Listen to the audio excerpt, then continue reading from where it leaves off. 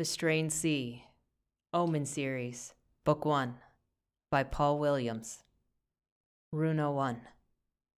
Amidst the burning white sun, citizens draped in layers of dyed cloth baked with the bleached stones on which they tottered, eager to pour through the gates of the amphitheater. The blunt scent of hoarded animals smeared itself against Runo's nostrils, their sour aroma blooming across the thick crowd, spurred by the day's warmth. Philosophers and proclaimed enlightened men weaved throughout, tirelessly chanting their narratives. They debated random citizens on the positions of the sun and questioned religious teachings. People were once agitated, but as the hours wore on, none had the energy to refute the pedants. Runo stood vigilant beside his patron, omen+the+stained+se. Loman was shorter than Runo by a head, despite being a few years his elder at 37. He was a man of pale complexion, though his pasty skin tanned blotchy red like clay over the past several hours. He wore a tasseled lilac gown wrapped in a simple fashion. The draping denoted a basic position among the upper class. The only other article he wore was his belt of thin bronze coins, stamped with the V-shaped double arrows that had become the standard for the Grucarian elite. Omen groaned in intervals. The sound of his former protests had given way to his time washed over his patience and eroded his mind into that of a caveman, incapable of human speech. His tight brow furrowed, sparse hairs about his lips framing a pinched scowl. He was a pathetic man. However, he was useful, and that was all that he needed to be. Theories bounced occasionally from the surrounding herd. Rumors of the Adamus and potential exciting events salted the stale air, but made it no easier to chew after such time.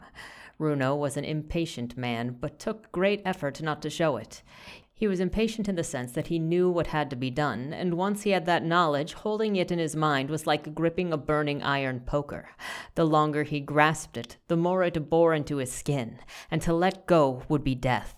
He'd been gripping one particular idea for countless years and was nearing the final phase of his plan.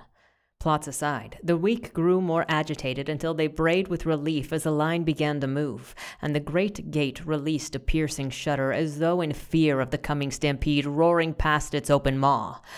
The amphitheater was a hard and angled dome of carved rock, a monster of stacked branches moaning as the wind swept over its gaping mouth, though compared to the original masterwork standing in Elandrius, it was crude, a last remaining testament of the old empire to be publicly revered.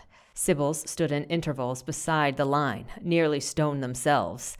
They were warrior monks from the Omen peaks in uniforms of wool, ending at the joints to allow free movement. Shawls of thick animal hide sat across their shoulders, and wrapped red sashes were tied about their waists. Their armor consisted of arm and leg bracers of crude beaten bronze reflecting piercing sun rays. Sheep leather breastplates hung from their broad shoulders. No weapons were visible, but they were there. Loman and Runo climbed to their spot in the lowest of the upper rings surrounding the sandy pit below. The carved stone benches gave little comfort to most, but those at the top were given all manner of plush cushions, shaded accommodations, and were waited on by teams of efficient slaves. Down below, the hundreds of poor men managed only comforts that they could carry from their shacks and were provided a few half-baked workers with little motivation or training. "Praise trust we made it in before nightfall. Now we shall hope they begin promptly. My stomach is a pit, but no one comes to fill it." Loman growled into Runo's ear. Runo smiled. "Praise to trust, although I would not speak so soon. The sun is beginning to set." Loman huffed. "Come now, Runo. Stupid I might be, but I am not so blind. They'll have to light the torches." There was a pause, and he continued in a lower voice, breath tickling Runo's earlobe. "How shall anyone see you beside me if it is too dark? The rays are here, above to the right of you. See? What genius failed me today? They'll think me lowly, here on the bottom with a single servant. Their family filled half the damn seats." "You are aware of this already, sir. I took it for a joke when you claimed your goal was to impress them." Yes, but still, our hopes." As his voice fell off, the sun dipped lower in the sky, orange light teetering along the edge of the dome. "There goes your hope. What truth is there but what we make?" Runo replied, gesturing to the slave boys now lighting torches. With each movement they made came a series of soft chimes from the many medallions draping their bodies. Loman rolled his gray eyes and growled. "Need you always sound so wise? It gets old. Besides, I cannot have my servant teaching me lessons so freely. It's not a good look." Runo cleared his throat as though to stifle a response. "It wouldn't be a good look if anyone cared to watch. Of course, you are the entertainment of the night after all. We stood in the sun all day just to watch criminals gouge each other's eyes out." Loman shot his servant a glare, but Runo only contained a tight-lipped snicker. The patron held his anger for all of a second before slumping on his cushion. If only. Runo would also have concern about his appearance with the Reyes family, but for different reasons.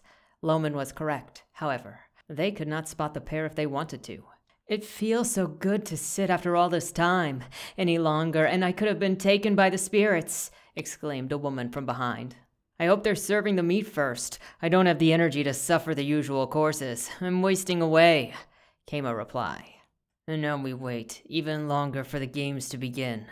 This had better be worth it," grumbled an old voice from the side. Runo listened intently to those nearest, but they said nothing worth noting yet. Some discussed potential trades and dealings with other families, but when those of the status talked about their business, it was usually of little importance to bigger schemes. But Loman would ask for a rundown at the end of the day, and he would have to receive something relevant, be it true or false. "I shouldn't have come," Loman confided. "You don't even look the part. Look at yourself. You look like a ruddy screecher. I should have given you your working clothes. How did I not foresee this?" Runo wore a glib smile. He prepared as well as he could prior. His greasy black hair was in braids just to his shoulder blades, instead of the usual rolling waves. He refused to cut his facial hair, but it hadn't grown farther than the thin field that rose and fell along his jaw. He made sure to wash daily. Loman owned a bathhouse, after all. The clothes were simple and meant for labor. Tan linen pants and a sheer sleeveless blouse. A welcome airy piece in the extreme heat. "I warned you it was a poor idea," he replied, unfazed. "It did not have to be. You should have reminded me to get you better clothes." "You don't pay me to remind you of things you should already know. I'm not your mother." "With such fine hair, you just might be," the man mumbled. The hum of people began to slow as night shaded the sky and torches blazed dots of light along the rows. All was still lost in the dark haze save for the very center where most torches stood. A pale seafoam curtain unfurled from the opening at the side of the stage, and out stepped a procession of heralds, beating drums and blowing pipes. They were clothed in simple garb of airy linen shirts and tight shorts, hardly reaching below the waist. The style was popular, but these men almost seemed to be wearing no shorts at all. It also seemed their bodies had been greased before the entrance, as their bare skin glistened from the blazes surrounding them. Tight chokers of jingling gold medallions stamped with the Gracuran arrows were wound across each of their necks. Runo was unfazed, but the people collectively snagged their breath. "Is it actually one of the Adamus? Runo, what could this mean?" Loman hissed. "It means that he shall see you with only one servant and scoff, abandoning the city in disgust." Before his patron could respond, the man himself appeared from the golden bejeweled palanquin, plopped in the center of the dusty stage. It was one of the four Adamas, the representative of their island Opraxia naturally, the leader of the leaders. He was dark and wore a white tunic tied at his waist. His beige pants were loose as though he meant to work. A turquoise cape patterned with scales was clasped to his wide shoulders. Strong features were sharply shadowed in the torchlight. On his head was a pointed golden crown from which a mesh of glistening diamonds hung behind his ears, mimicking non-existent hair. About his neck was a black leather choker and a single Gracuran pendant that shone. Clasped to his wrists were red gold arm bangles of the military, signifying his status as the general. Everyone fell silent, a wave of awe choking his lungs. Ears were itching to hear his voice carry throughout the rows. But he was not the one who spoke. "Men and women!" cried the announcer, clad in a rich blue robe and cloak, clasped with silver. "We have an unexpected surprise for you on this luminous evening. Our own representative in the Adamus, Osiren, has graced us with his radiant presence in honor of a most wonderful discovery." Hushed whispers echoed the word discovery like a chorus of mimic birds. The screechers who scurry about the city, feeding in the shadows and preaching of the Son of Trust, have long been contenders for our entertainment. Their blood has colored these sands since the death of their beloved ained+sea. In recent years, they have grown in numbers and boldness. Hisses and jeers leaped into the cooling night air. However, this afternoon we were brought a wonderful gift. A man whom all the rats rally behind, their most recent leader and the enemy to the authority. A man who named himself only as the true Son of Trust. Men spit on the ground and stomped their feet. Women hollered, grinding their heels, and children were prompted to do the same. Runo sat and watched with stony eyes fixed below. What atrocity was to come? He had heard nothing of this. So tonight our leader joins us to watch the grand persecution of this devout fanatic. Special arrangements have been made out for him, the likes of which have never been attempted in this arena to date. So, my wonderful citizens, I need not implore you to enjoy the show. Music belched from the players as the leader re-entered his palanquin and was carted back through the curtain. Certainly, he would be hauled up to the very top. In the meantime, dancers and acrobats wheeled into the pit, performing their slithering moves and jaunty tumbles on the platform where horrors were soon to occur. Their wrists and ankles were adorned with red and yellow feathers, writhing as they moved like bracelets of flame. "Perhaps this was worth it, then," Loman said. "Perhaps," Runo stated, his eyes pinned onto the dancers. His mind imagined the pits of the amphitheater hollowed out beneath the crowds. Slaves, criminals, and foreign beggars were inside, preparing to fend for their lives. But deeper than that, a singer of Oros was in chains, a man captured earlier today. But how? And how could it have been? What failed plans had led to this? Runo envisioned the dark bowels with moist walls reeking of those dank animal scents emitting from humans and beasts alike, the sharp must of old blood cutting through it all like a rusty knife. The growling of lions and hulking bears could almost be heard beneath the shouting people. A singer was dying before his eyes, tonight, and he was here to spectate at the hands of Loman. The bitter thoughts shaved away more of his patience. After the dancers came a show of unicorns bucking around the stage to the sound of messy pipes. Their hulking forms leaped almost into the first row of seats, and their frizzy manes bristled in the wind. Afterward, time bore on, gnashing with clanging metal and sharp screams of the dying. In the first game, a group of men were made to fight to the death without armor and using dulled, ineffective weapons so that the butchery lasted for hours. The man that won passed from his wounds the moment he was able to saw the neck of his final opponent. The bodies were dumped by sibyls, reeling the pit open, revealing a net-covered labyrinth beneath the stadium. The remains were sifted through the gaps, and the stage was closed once more. The labyrinth was notorious and rumored to spread beneath the entire island. Only the worst kind of people were shoved into the maze, with all manners of potential tortures awaiting them. "Some backstories might be good. I can't enjoy it if I don't know what they've done," Loman seethed. "If there's no story, what am I here for?" Runo grunted. For the next act came the carnivores. One man stood on the red-soaked sand to face down a bear or lion. When he died, another was shoved on stage. This went on for round after round until the lion grew too interested in eating the fallen rather than killing the fresh meat shoved before it. Then they released the second lion. A crueler act was of two notorious thief brothers known only as Dark and Light. They were caught when they attempted a heist at one of the Rise's banks. The two were placed with one weapon each. They could give in and kill each other, or a raging unicorn would be released to slaughter them both. "I've seen these before as a child," Loman began. "Most of the time they fight, but now and then—" He stopped cold when they rushed at each other brandishing daggers. "See?" he asked with a light chortle.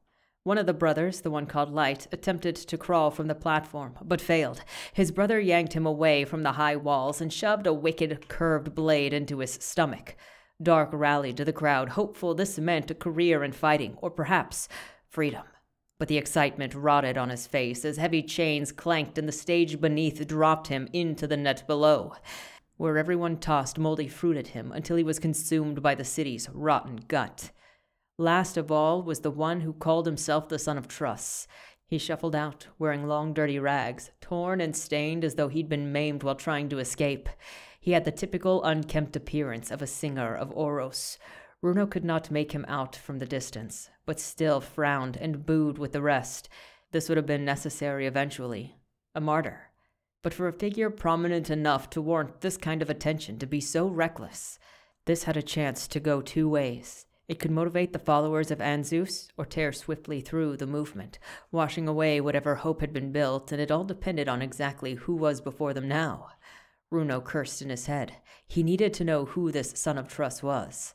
The announcer returned to the center, grinning wide. He held his arms out, shouting, "Here we are, the final moments. True, everything you've seen before was just to reach this act, and to think each was more enjoyable than the last, yet now, before you is the leader of the Screechers. Behold, the self-proclaimed son of Truss." The guards then began to beat him. They used no weapons, just slammed their fists into his body, to which he would whine, and everyone would laugh. Runo took to narrating the brutality in his head. The poor man opened his arms and looked to the sky as the guards pummeled him. A raw, throaty howl scraped the darkness. He prayed out to the spirits, not to strike down his enemies. Blood pattered wetly across his feet as he heaved, and the callous, hateful men continued their cruel work. The two sibyls performing the act moved with swift and cold precision. They looked to the announcer and his companions every few minutes to gain his confirmation to continue. The people mocked and cheered. The sound funneled out of the domed structure, leaping into the sky, an invisible roaring blaze. When the beating had finished, the man was tied up and hung upside down, his long hair brushing the grime below. His battered face a fat, bruised lump, the makeup he wore mixed with blood, trailing purple veins across his flesh. He was strung by a single foot to a tall wooden pole like a ball on a tether. The wood was inlaid with 7 holy stones of obsidian, pearl, emerald, and sunstone, among others. He was then whipped by leather lashes, golden claws at the tips raked into his flesh. Sometimes they hooked into his skin and had to be torn out, taking chunks of meat from the back, face, legs, stomach. The evil guards were not finished then. They were cruel and graphic in their humiliation, and the son of Truss had lost all ability to make a sound as his body swayed from the pole, soaked in his own blood. Even when it seemed he was dead, none had noticed, and the lashes came down harder.